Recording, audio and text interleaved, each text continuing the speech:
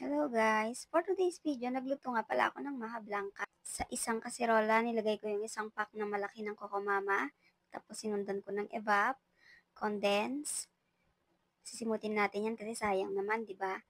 Isang lata ng whole corn kernel.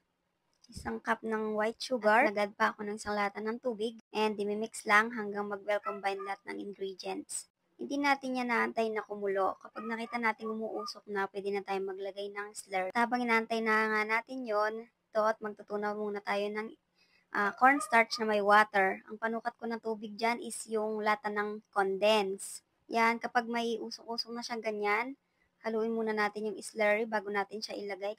Then, ibubuhusan natin siya.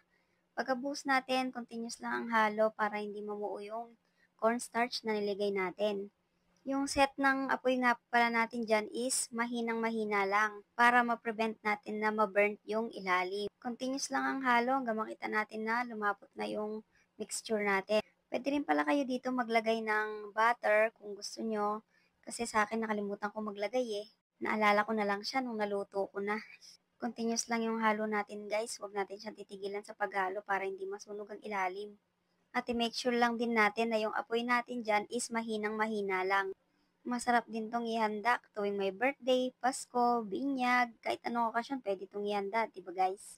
Ito yung dessert na hindi nakakaumay, lalo na kung sakto lang yung tamis. Kayo ba guys?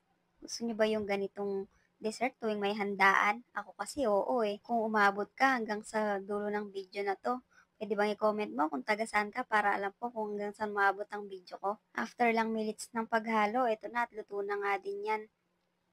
Lilipat na natin siya sa mga container. Medyo tinataktak ko lang yan ng ganyan. Yan.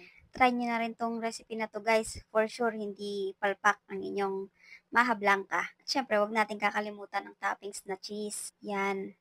At bago natin siya ilagay sa rep, dapat na cool down muna yung ating maha blanca.